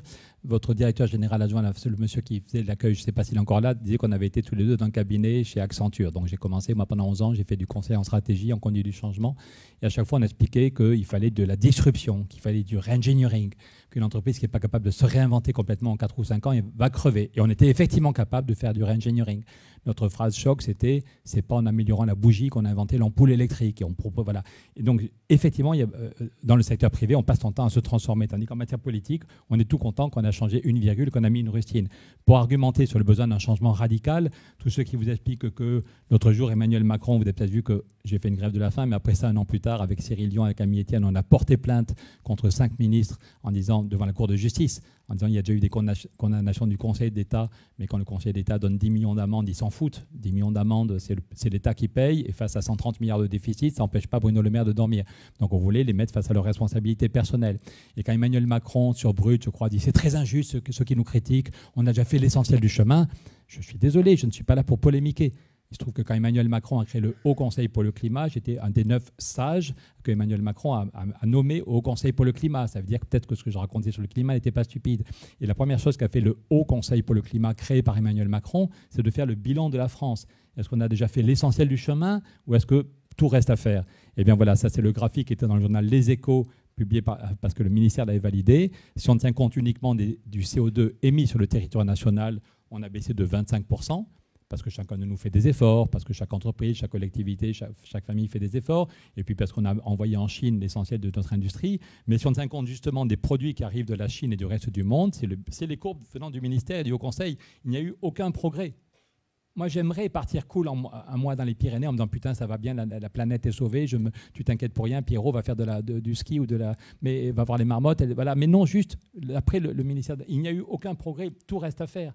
Et ceux qui vous disent au moins avec le virus, le CO2 a diminué, c'est faux là aussi. Le CO2 qui vient de nos usines et de nos camions a diminué, mais les feux de forêt ont pris une telle ampleur. Ça, vous voyez, par exemple, c'est les feux de forêt en Californie depuis un siècle. L'année 2020, c'est toutes les surfaces qui ont cramé depuis 90 ans. Eh bien, à elle seule, l'année 2020, c'est un tiers des surfaces qui ont cramé. Le monstre est en train d'échapper à ses créateurs. Et même quand l'économie est à l'arrêt à cause du virus, les feux de forêt qui viennent du réchauffement climatique prennent 440 morts en Australie. Ça, c'est la Californie. Mais souvenez-vous, l'an dernier, les images d'horreur. 440 morts, des gens comme vous et moi, qui crament en quelques minutes parce qu'ils sont encerclés par les flammes, ou qui crament, ou qui meurent en 2 semaines parce qu'ils ont à l'hôpital parce qu'ils ont été brûlés. Donc, malgré l'arrêt de l'économie liée au virus, les feux de forêt ont pris une telle ampleur, c'est du jamais vu, qu'ils envoient du CO2 dans l'atmosphère qui accélère encore le réchauffement climatique. Je ne vais pas vous sortir toutes les courbes, mais le bilan du CO2 à Mauna Loa, un observatoire à 3000 mètres d'altitude, créé depuis 1958, ça veut dire que depuis 1958, en fait, on sait qu'il y a un problème. C'est là qu'on voit comment les lobbies nous ont ralenti. Mais déjà en 1958, l'armée américaine et les scientifiques ont créé un observatoire à 3000 mètres d'altitude pour mesurer le CO2. Eh bien, hélas, le bilan de 2020, c'est que le CO2 dans l'atmosphère a augmenté de plus de 2,5 unités. Donc, il n'y a eu aucun ralentissement par rapport aux années précédentes. Donc, oui, il y a besoin d'un changement radical. Il y a des choses qu'on peut faire au niveau national. Quand on met 20 milliards sur le CICE, même la Cour des comptes explique que le coût pour chaque emploi est monstrueux. Donc, il y a des choses à faire au niveau, au lieu de continuer les baisses des charges, les baisses des charges, les baisses des charges. Albert Einstein disait la preuve de faire toujours la même chose et attendre un résultat différent, c'est la définition de la folie. Donc, c'est quand même terrifiant de voir qu'on continue, même quand la Cour des comptes dit non, ça ne sert à rien, mais on continue à faire des baisses des charges. Les seuls qui en profitent, c'est les actionnaires. Je ne suis pas un afro-gauchiste, mais objectivement, les dividendes explosent et le niveau d'emploi stagne. Donc, en France, déjà, on pourrait faire des choix différents. Au lieu de faire le CICE, on pourrait dire on met tout cet argent pour isoler les bâtiments et faire des transports en commun. Et ça, l'effet sur l'emploi, il est évident. Quand vous mettez 100 000 euros sur de la rénovation thermique, 50 000 vont pour créer des emplois et ça donne du pouvoir d'achat. Donc déjà, au niveau français, on pourrait avoir une autre politique. Mais si la France arrêtait de bloquer les négociations européennes, et Sandrine a raison de dire on en a honte. On a honte quand c'est la France qui bloque pour taxer la spéculation. On a honte quand, après le rapport de l'Agence internationale de l'énergie au mois de juin, l'AIE, ce n'est pas Greenpeace, l'AIE avait dit qu'il faut arrêter immédiatement tous les nouveaux investissements fossiles. Et un mois après, il y avait tous les ministres de l'Environnement ou de l'Énergie qui s'étaient retrouvés à Bruxelles. Et déjà, il y a 11 pays qui avaient dit OK, on prend au sérieux le problème et on va arrêter immédiatement tous les nouveaux... Voilà. Et la France, il y avait l'Allemagne, il y avait le Luxembourg, il y avait la Belgique, mais la France n'en faisait pas partie. Voilà. Donc c'est... Encore une fois, j'ai rien contre Macron. S'il faisait le job, je serais très heureux de faire sa campagne et de partir en vacances pendant 5 ans. Mais manifestement, cette équipe n'a pas compris l'urgence climatique et l'urgence sociale. Et donc, il faut tout faire. Et si je répète, chacun de nous peut faire bouger les choses. Ne vous dites pas, c'est Pierre et Sandrine, on est d'accord avec eux. Pierre, il parle trop vite, mais il a sans doute raison. Et ils vont faire le job. Non, vraiment. Chacun de nous peut nous aider à faire bouger les choses. Et ça se joue maintenant. Savoir qui c'est qui est à l'Élysée au mois d'avril, je l'ai dit l'autre jour à Yannick Jadot. Mais si on est capable de se rassembler maintenant, que ce soit Yannick ou quelqu'un d'autre qui est le chef d'équipe, on peut gagner en avril et dès le mois de mai, on change les choses. Et au mois de juillet, on fait voter une vraie loi climat parce qu'on sait qu'on aura des financements.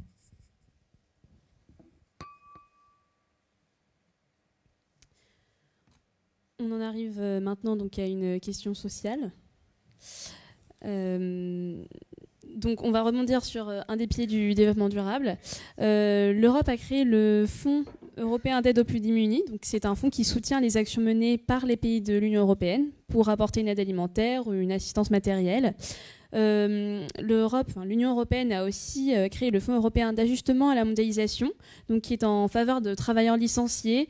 C'est un instrument donc spécifique qui vise à mettre en œuvre donc, une solidarité à l'égard de travailleurs salariés ou indépendants confrontés à une restructuration. Il y a également un plan d'action sociale sur le socle européen des droits sociaux.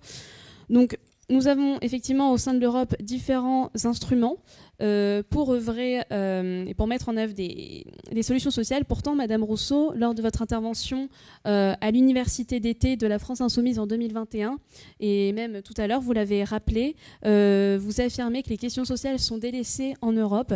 Alors, est-ce à dire que ces instruments manquent d'efficience, et alors comment faire pour introduire vraiment ces questions sociales dans le débat européen ? Non, mais ça, ce sont des plans correctifs. C'est-à-dire, ce sont des plans qui permettent de corriger et de pallier à une forme d'urgence. Mais en fait, ce qui nous manque en Europe, c'est notre capacité à définir les conditions d'un revenu minimum, les conditions d'une protection sociale minimum, les conditions de travail aussi en termes d'horaire, etc. minimum, parce qu'aujourd'hui, les normes européennes en matière de temps de travail sont extrêmement hautes et bien trop hautes. Elles ont été alignées sur l'Angleterre et elles sont inadaptées à un monde de transformation écologique qui passera aussi par un ralentissement. C'est-à-dire, c'est pas juste une transformation de notre mode de consommation, c'est aussi un ralentissement de la manière dont on vit. Et pour ça, la réduction du temps de travail est un outil absolument majeur. Absolument majeur. Donc l'Europe pêche là-dessus. Et sur la question du revenu minimum, par exemple, on n'arrive pas du tout à avancer alors qu'il y a eu plusieurs tentatives qui ont toutes échoué.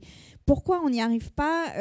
Peut-être Pierre aura-t-il des explications de l'intérieur de la machine. Moi, en tous les cas, ce que je constate, c'est qu'aujourd'hui, la prégnance économique de l'Europe reste finalement la colonne vertébrale principale de la construction européenne. Et c'est un basculement que l'on doit absolument faire. Parce que si on s'interroge et si on regarde un peu les montées des nationalismes en Europe, il y a une question qui émerge de cela. C'est finalement qu'est-ce qui crée notre identité et quelle est notre communauté. Et la communauté, c'est une communauté qui s'incarne aujourd'hui davantage à l'intérieur de frontières qu'à l'extérieur de nos frontières nationales. Et moi, j'ai envie de dire que la transformation il y a deux manières de voir le monde, je vais le dire comme ça. Il y a deux manières de voir les problèmes face auxquels on est aujourd'hui. La première manière, c'est de dire, ben voilà, on a un système économique et un système productif, un système social, et puis il y a des espèces de chocs exogènes qui arrivent. Dans ces chocs exogènes, il y a le réchauffement climatique, il y a la montée des nationalismes, il y a de ça. Et en fait, notre système social, économique et productif va absorber ces chocs comme finalement il en a absorbé d'autres avant. Et ça, c'est la pensée dominante aujourd'hui dans les élites politiques. Moi, je ne pense pas ça. Et moi, je pense que les problèmes auxquels on fait face actuellement, que ce soit la montée des nationalismes ou le réchauffement climatique ou la crise sociale, sont intrinsèquement systémiques de notre propre organisation économique et sociale. C'est-à-dire, c'est la résultante de notre organisation économique et sociale.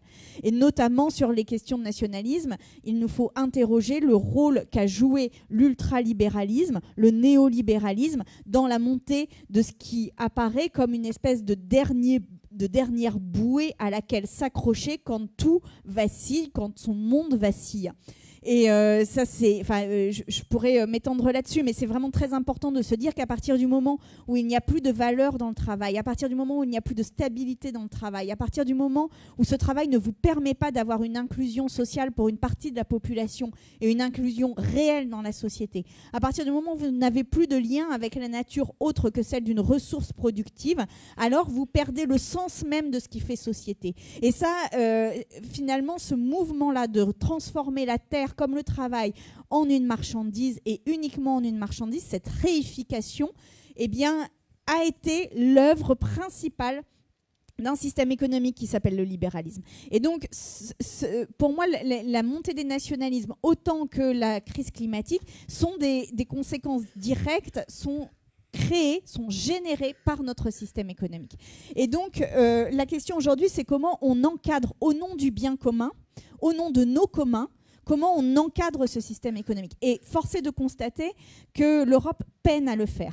Et dans les communs que nous avons, il y a évidemment la protection sociale, il y a la protection de nos corps en tant que salariés, mais pas que salariés, c'est-à-dire de nos corps de la naissance à la mort.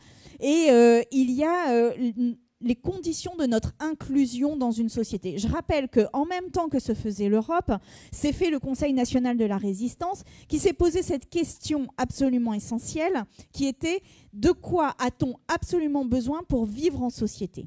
Quels sont les biens essentiels dont nous avons besoin pour vivre en société? Si ces biens-là sont absolument essentiels, alors il nous faut les garantir, parce que ce sont des biens communs, même si le terme n'a pas été utilisé comme ça, mais ce sont des biens communs qui sont indispensables à faire société. Aujourd'hui, je pense qu'en Europe, il nous faut se poser cette question. Quels sont les biens essentiels qui nous permettent de faire société européenne? Et donc, quels sont ces biens que l'on doit sortir du marché, garantir par une régulation publique et mettre à disposition de chaque citoyen et de chaque citoyenne européenne?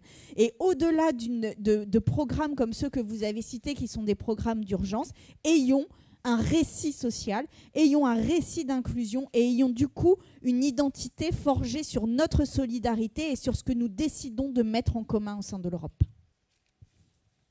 Très largement d'accord avec Sandrine, encore une fois, sur l'essentiel vraiment. Et encore une fois, quand tu dis que ce qu'on fait au niveau européen, pour le moment, ce sont des choses un peu à la marge, des petits matelas, je crois effectivement qu'il faut repenser radicalement notre modèle économique. La plupart de nos dirigeants sont persuadés que pour faire face à la crise sociale, ils savent quand même qu'il y a des chômeurs, ils voient qu'il y a des pauvres quand autour de leur voiture, on va attendre le retour de la croissance. La plupart, encore tout à l'heure, Clément Beaune nous expliquait qu'Emmanuel Macron avait une stratégie pour la croissance. Moi, ça fait 25 ans que je participe au débat public et j'en ai un peu marre parce que voilà la courbe de la croissance en France depuis 50 ans. Voilà, donc les années 60, on avait 5,6 de croissance, puis 3,7. Voilà. Une fois, j'étais en débat avec Jean-Pierre Raffarin, le Premier ministre, à la télé. Je lui ai dit, Monsieur Raffarin, qu'est-ce que vous allez faire pour les retraites? La croissance revient. Qu'est-ce que vous allez faire contre le chômage et la précarité? La croissance revient. Et je lui ai mis cette courbe face à la caméra. Il me l'a arraché des mains. Et à la fin, quand l'émission était finie, on prenait un verre de champagne ensemble. Il rigolait en disant, si j'ai eu besoin de vous arracher la courbe, c'est qu'il y a peut-être un problème dans mon raisonnement. Voilà. Donc ça, c'est la courbe de la croissance depuis 50 ans en France. Alors, mais certains vont dire, oui, mais c'est la France. Vous n'avez pas de politique industrielle. L'État est obèse. Vous êtes paralysé. Voilà. Donc, effectivement, il faut une politique industrielle. On a vu avec le virus à quel point on est dépendant pour des masques, pour des produits pharmaceutiques de base. Effectivement, il faut une politique industrielle.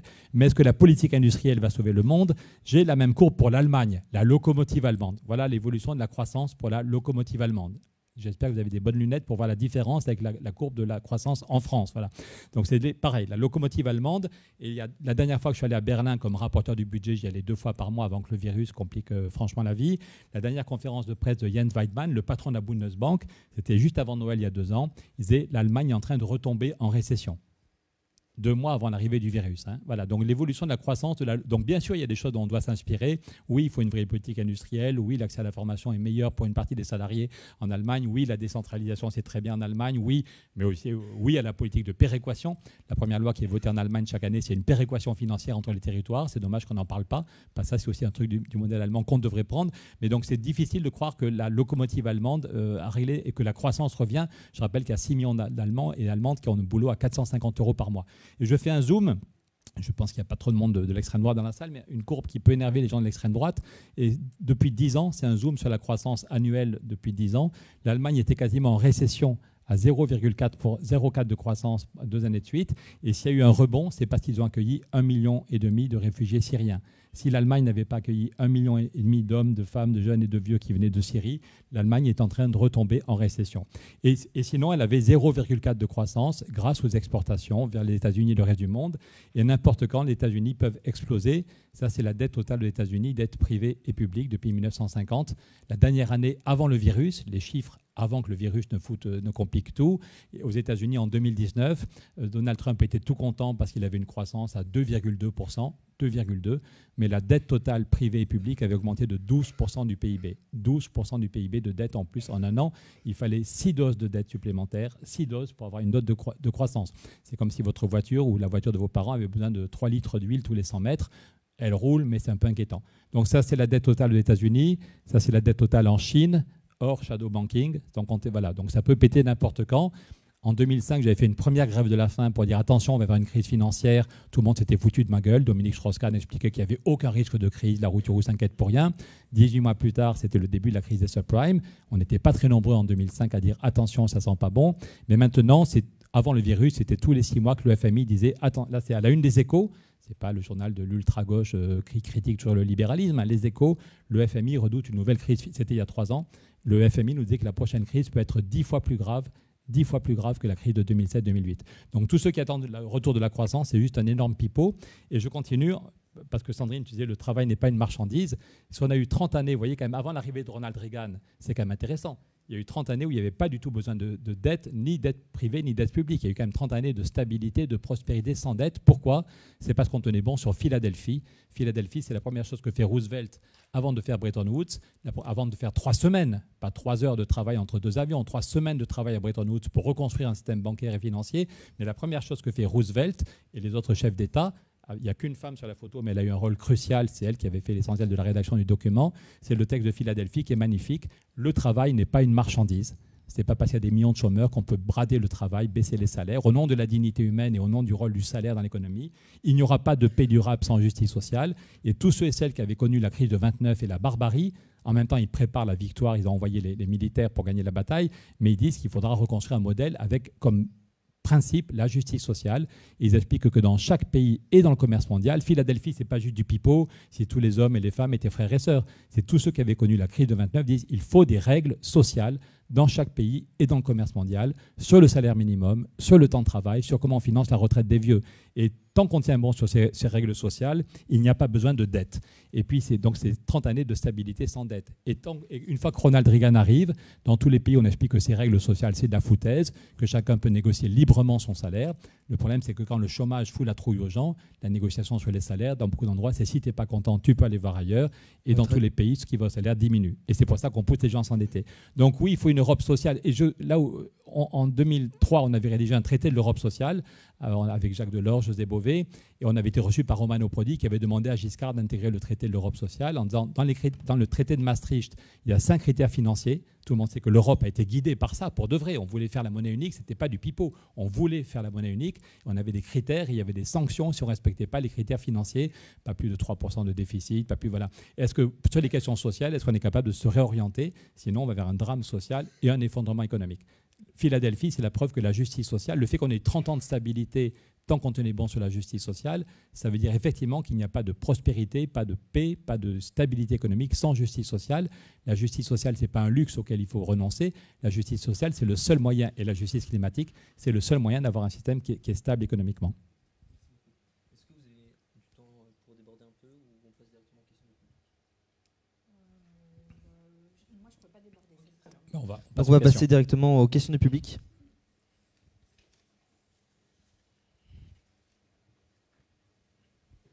Si vous avez des questions, n'hésitez pas à vous lever et à prendre le micro.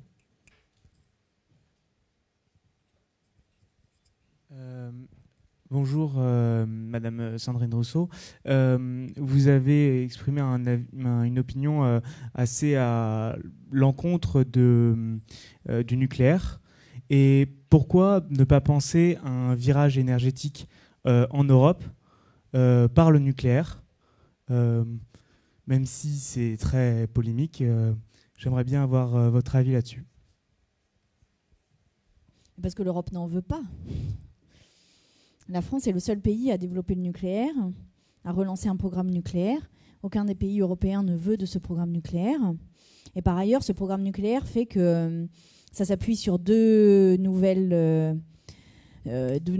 types de centrales qui sont les EPR et les SMR. Les EPR, aujourd'hui, le seul EPR qui est en construction en France, c'est l'EPR de Flamanville. L'EPR de Flamanville devait coûter 3 milliards, il coûte 19 milliards et aujourd'hui, il ne fonctionne pas. Il ne fonctionne pas. Et il y a deux autres EPR qui sont en Chine et il y en a un qui a été arrêté pour vice de forme important. Donc en fait, je veux dire... et donc là, si on relance des EPR, l'idée est d'en relancer 6. Au mieux, ils sont opérationnels, au mieux, en 2030. Mais en fait, il nous faut faire les efforts maintenant.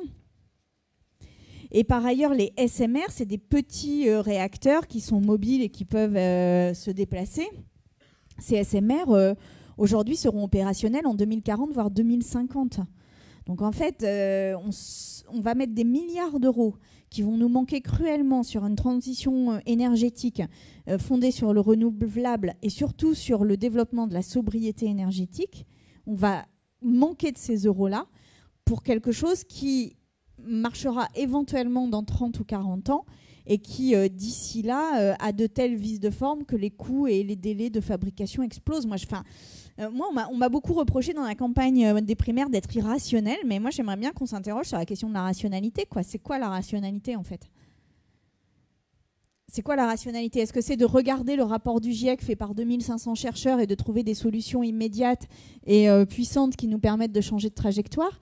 Ou est-ce que c'est de s'enferrer et de s'enfermer dans ce qu'on appelle un sentier de dépendance parce qu'on a eu des industries nucléaires, on continue sans même se poser la question ni de leur efficacité, ni de leur rapidité à pouvoir offrir une solution, ni du coût que ça représente. Moi, je veux dire, là, pour moi, ça, c'est vraiment typique d'une forme d'irrationalité dans la décision publique aujourd'hui. C'est comme si on était incapable de se penser dans un monde différent de celui dans lequel on est aujourd'hui. Et en l'occurrence, ce nucléaire, encore une fois, n'a pas d'équivalent en Europe. Et aucun des pays d'Europe ne veut nos centrales. Donc, je veux dire, voilà, c'est dommage. Tant pis, bon, on a misé sur un truc, personne n'en veut. Bon, bah, personne n'en veut, c'est pas très grave. Mais admettons nos erreurs et au contraire, investissons sur le reste. Aujourd'hui, on a complètement laissé les énergies renouvelables à d'autres. Du coup, il faut suivre l'exemple allemand. L'exemple allemand, les Allemands aujourd'hui se sont engagés à sortir du charbon en 2038. Nous n'avons pas pris cet engagement, par exemple. Oui, mais c'est justement leur sortie nucléaire qui... Mais non, la sortie du nucléaire n'a pas augmenté la quantité de charbon en Allemagne. Ça a vraiment été une espèce de contre-argument qui, à force d'avoir été dit dans le débat public, est devenu une vérité. Mais en fait, ça n'a jamais été vrai dans les faits. Et par ailleurs, l'Allemagne, aujourd'hui, a un plan de sortie du charbon. Nous n'en avons pas. Et je rappelle quand même que les centrales nucléaires, telles qu'elles sont aujourd'hui, sont des centrales qui sont très dépendantes et très faillibles face au changement climatique. C'est-à-dire qu'elles ont besoin d'eau, elles sont soit en bord de mer, soit en bord de rivières et de fleuves, et que nombreux ont été les incidents parce que l'eau manquait dans les périodes de sécheresse ou parce que l'eau débordait dans les temps de tempête. Ça a été le cas de Blaye, par exemple, de la centrale du Blayais, on a frôlé un Fukushima français. Pourquoi ? Parce qu'on n'avait pas prévu qu'une vague puisse entrer dans la centrale et que nos réacteurs ont été à un moment donné immergés, quoi. Donc, je veux dire, si une éolienne tombe, au pire, il y a celui qui est dessous qui risque quelque chose. Bon, voilà, mais une centrale nucléaire qui devient incontrôlable. Et par ailleurs, alors après, ça c'est quelque chose sur lequel sans doute vous ne me rejoindrez pas, mais que... Moi, je pense qu'en tant que dirigeant et dirigeante politique, on a cette responsabilité que d'imaginer la possibilité d'un effondrement. Parce que dans les hypothèses qui sont sur la table aujourd'hui, et y compris les hypothèses posées par le GIEC, la question de l'effondrement est posée. C'est-à-dire, est-ce qu'on sera en mesure de réformer notre société suffisamment rapidement, ou finalement, est-ce qu'on sera obligé d'aller vers un effondrement pour repartir après. Cet effondrement, je ne vois pas comment on maintient des centrales nucléaires dans le cadre d'un effondrement économique et démocratique. Enfin, je veux dire, alors que faire fonctionner des éoliennes dans le cadre d'un effondrement démocratique et économique, ça on sait faire. C'est tout. Bonjour. Donc justement, je voulais revenir sur l'exemple allemand qui est vraiment revenu tout le long de la conférence. Je me demandais à quel point justement il ne fallait pas peut-être le relativiser, puisque aujourd'hui et depuis déjà quelques années, l'Allemagne, c'est près de 25% des émissions de CO2 en Europe. Et vous avez aussi beaucoup comparé l'Allemagne à la France. Et on peut aussi justement ajouter par rapport à ça que l'Allemagne, c'est 2 fois plus d'émissions de CO2 que la France. Et donc voilà, est-ce qu'il ne faut pas relativiser l'exemple allemand ? Merci.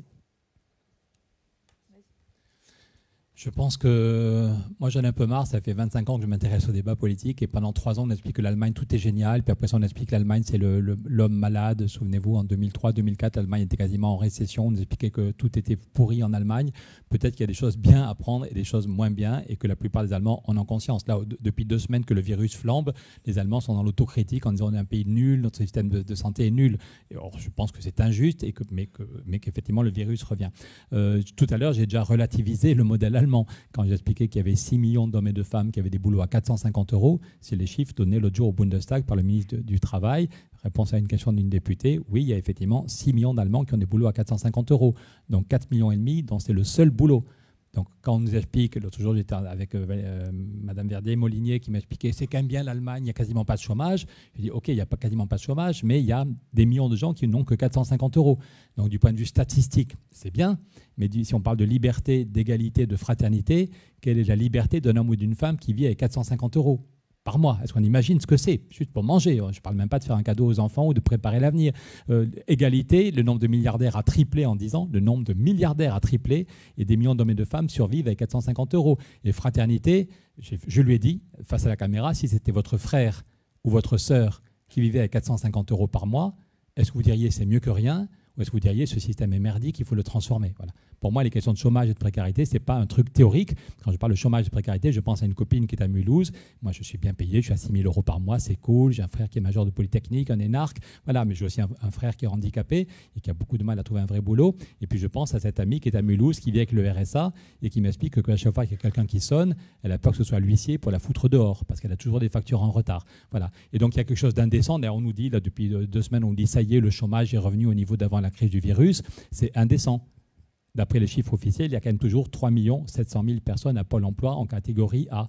3 700 000 hommes et femmes qui n'ont pas une heure de boulot, sans compter tous ceux qui ne sont plus au chômage parce qu'au bout de 2 ans, ils sont tombés en fin de droit. Donc, quelque chose. Oui, c'est vrai que c'est moins pire qu'il y a 6 mois, mais c'est juste indécent de dire que tout va bien. Donc, en Allemagne, tous ces petits boulots, c'est nul. Le niveau de CO2 est nul. Et d'ailleurs, sur les questions sociales, en 2007, pour montrer là aussi comment la France bloque. En 2007, Angela Merkel avait réuni tous les chefs d'État à Berlin et avait dit si le peuple allemand avait voté par référendum comme le peuple français, vous vous souvenez, en France, il y a eu un référendum en 2005 sur le est-ce qu'on votait, et Angela Merkel a dit si le peuple allemand avait été consulté par référendum, peut-être qu'il aurait voté non comme le peuple français.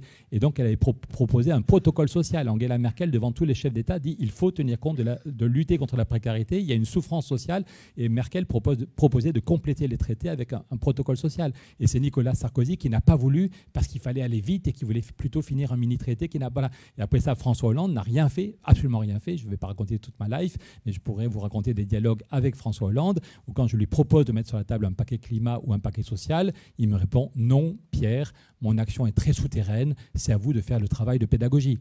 Un chef de l'État qui partait le soir même, il était à Bruxelles, je lui dis ça, tu peux le mettre sur la table, tu vas bientôt accueillir le sommet sur le climat, même des proches de Merkel sont d'accord, et François Hollande n'a pas fait le début du début pour changer les institutions, parler de l'Europe sociale, voilà, alors que y compris Merkel, était d'accord. Donc sur la question de l'Allemagne, aujourd'hui, ils sont en train, tu l'as dit, pour le moment, la sortie du charbon est à 2038. Ce qu'ils sont en train de négocier dans le paquet de coalition, c'est accélérer à 2030, sortir la sortie du charbon en 2030, mais ils ne savent pas comment le financer. Voilà. C'est pour ça que je pense que très vite, ils espèrent finir un accord de coalition d'ici la semaine prochaine, mais quelqu'un qui me racontait vendredi, pendant un temps mort de la négociation européenne, j'avais un ami allemand qui me racontait la négociation, il me disait en fait c'est dramatique, on est d'accord sur rien, sauf qu'on veut être tous les 3 partis au gouvernement, les sociaux-démocrates, les écolos et les libéraux. Mais il me dit en vérité, quand les échos qu'on a des groupes de travail, c'est qu'on est d'accord sur rien. On est d'accord pour accélérer la sortie du charbon en 2030, mais les libéraux ne veulent pas augmenter les impôts, les sociaux-démocrates ne veulent pas augmenter la dette. Donc la question de comment on fait concrètement va rester sur la table. Et j'espère du coup qu'on va dire qu'une des solutions, c'est au niveau européen, que l'Allemagne toute seule n'y arrivera pas. Et après ça, je confirme ce qu'a dit Sandrine. Tous ceux qui vous disent que l'Allemagne a augmenté le charbon, ça a été vrai seulement pendant 2 ans. Il y a eu 2 ans où, effectivement, pour accélérer, ils ne sont pas encore totalement sortis du nucléaire. Hein, ils ont un plan de sortie du nucléaire, mais qui n'est pas encore fait totalement. Et pendant 2 ans, ils ont augmenté le charbon, mais sinon, maintenant, le charbon recule. Et la solution, c'est l'efficacité énergétique.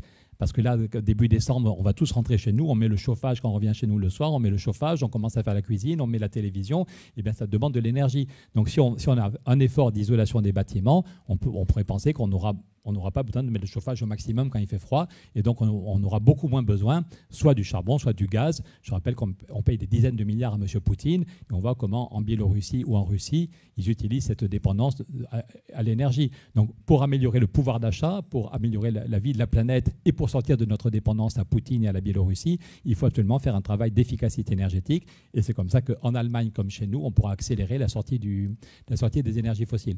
Sur le nucléaire, je dirais juste un argument de plus, c'est que les coûts Mon papa était à EDF, il a fait toute sa carrière à EDF, il nous expliquait que le nucléaire était beaucoup moins cher que les renouvelables, et c'était vrai il y a 40 ans. C'était vrai il y a 40 ans. Mais aujourd'hui, le prix du photovoltaïque s'est effondré. Il y a 2 semaines, j'étais en Bretagne. Les élus locaux sont plus pragmatiques que les élus nationaux. Et droite et gauche, tous les élus locaux se sont mis ensemble pour faire une grande cellule photovoltaïque. Et au jour, là, quand on y était, alors que ce n'était pas un jour où il y avait du soleil, c'est la Bretagne, hein, ce n'est pas la Corse ou l'Algérie, eh bien, le photovoltaïque qui vient de Bretagne est moins cher aujourd'hui, en 2021. Il est moins cher que le nucléaire. C'est objectif, hein. Le coût du nucléaire a beaucoup augmenté, tu l'as dit. Après les accidents au Japon ou ailleurs, on fait des centrales de plus en plus grosses qu'on n'arrive pas à livrer. La seule qu'on a livrée en Chine, elle a été remise à l'arrêt. Le coût a augmenté, alors que le photovoltaïque, le prix a été divisé par 10. Sans parler du problème des déchets et sans parler des pays du Sud. Parce que dire la France, on n'a pas besoin de faire un effort sur l'efficacité énergétique. La France, on fait croire que tous ceux qui ont une grosse voiture à l'essence auront une grosse voiture à l'électricité et youp la boum, on aura du nucléaire. Déjà, pour la France, ça pose plein de problèmes financiers, sur les déchets, sur qu'est-ce qu'on fait d'une centrale nucléaire. Golfech, une des centrales dont papa a eu 6 enfants et il a en plus fait 2 centrales nucléaires. La centrale de Golfech, c'est une des créations de mon petit papa, près de la Garonne. Et bien chaque été, maintenant, elle est arrêtée parce qu'il n'y a plus assez d'eau pour refroidir Golfech. Voilà, donc c'est quand même un problème. Tous ceux qui vous disent c'est pas grave la canicule, on mettra la climatisation. Si les centrales sont à l'arrêt, c'est gênant. Mais il y a quand même aussi un problème. C'est que est-ce qu'on a envie qu'il y ait des centrales nucléaires dans les pays du Sud où les systèmes de sécurité, désolé d'être vulgaire, mais personne n'a envie d'une prolifération nucléaire. Personne ne sait déjà chez nous qu'est-ce qu'on fait des déchets nucléaires. Mais en France, on a quand même un système de sécurité qui est un des moins pires du monde. Par exemple, ce qui s'est passé au Japon, sans doute, n'est pas possible en France parce qu'au Japon, leur système de sécurité est vendu au lobby du nucléaire, tandis que chez nous, on a une autorité de sûreté nucléaire qui est quand même un peu indépendante. Donc chez nous, le nucléaire est moins... Je ne te dis pas qu'il n'y a pas de risque, je te dis juste, si on veut être tout à fait honnête sur ce sujet, par exemple, là, le dernier accident au Japon, il n'est pas possible chez nous parce que chez nous, il y a des systèmes pour fixer le gaz qui auraient évité la surpression. Je ne vous dis pas du tout que le système nucléaire français est totalement sûr, mais juste pour avoir un débat honnête, notre autorité de sûreté nucléaire est beaucoup plus indépendante d'EDF et d'Areva qu'elle est au Japon. Mais il y a quand même toujours un énorme problème de qu'est-ce qu'on fait des déchets, le problème du coût, le problème de s'il y a une vague d'immersion, ce qu'a dit Sandrine est tout à fait vrai. S'il y a une vague et qu'on ne sait pas trop comment on réagit, et quand on dit aux gens qu'ils auront de l'iode, qu'ils auront des comprimés d'iode, c'est moyennement rassurant. Et dans les pays du Sud, est-ce qu'on a envie de dire aux pays du Sud, ce serait choquant de dire en France, on peut continuer à consommer de l'énergie, on va se goinfrer d'énergie. Par contre, le reste du monde, vous n'avez pas droit au nucléaire, donc vous devez faire un effort pour vous serrer la ceinture.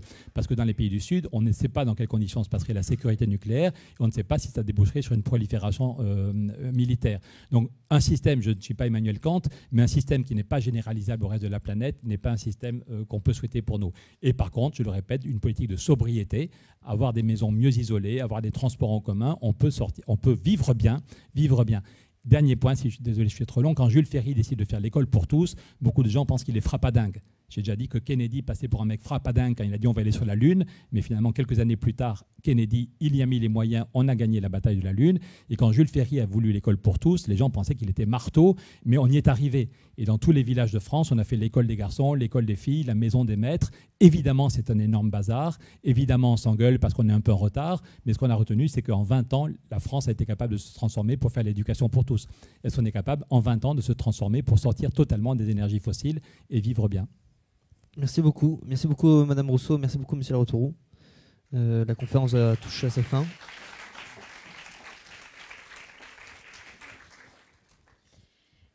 Chers amis, cette conférence sur le thème « Qu'est-ce qu'une identité européenne ?» touche désormais à sa fin. Merci à tous d'être venus y assister. Merci à vous, Madame Rousseau. Merci à vous, Monsieur Laroutourou, de votre présence pour cette journée de l'Europe. Nous remercions également nos partenaires, Business School et Monde des grandes entreprises, nos partenaires financiers, Solon Entrepreneurs et Wavestone, ainsi que la maison de champagne Henriot. Nous tenons aussi à remercier toute l'équipe de la chaîne YouTube Le Crayon, qui organise les débats pour faire vivre l'esprit politique chez la jeunesse et avec qui nous avons pu collaborer pour organiser cette journée de l'Europe. La prochaine table ronde a lieu à 15h45. Nous recevrons Madame Aubry et Monsieur Trichet dans cette même salle Et d'ici là, je vous invite à sortir de la salle et je vous dis à tout à l'heure. Encore 30 secondes, c'est possible. Merci beaucoup. J'ai dit que j'étais venu chercher des alliés. Je pense qu'on est vraiment dans un moment critique et que tous, on va se détester dans 10 ans si on n'a pas été capable de faire bouger les choses. Tous, on se dira, putain, on était au courant, on avait un cerveau qui marchait bien et on n'a pas fait le maximum. Donc, je l'ai dit, je cherche des alliés, même si vous n'êtes pas d'accord à 100%, je ne cherche pas des clones. Voilà, il y a un groupe de jeunes qui est en train de se créer à Paris pour ceux qui veulent le rassemblement de la gauche et des écolos, primaire populaire ou un autre système encore meilleur, mais il faut qu'on arrive à se rassembler, ceux qui veulent défendre nos idées. Donc, si vous avez envie de vous engager dans les semaines qui viennent sont critiques. Il y a Martin qui est là et vous êtes tous et toutes les bienvenus si vous avez envie de nous aider à faire bouger les choses et à rassembler tous ceux qui disent que le climat et l'Europe sont la priorité.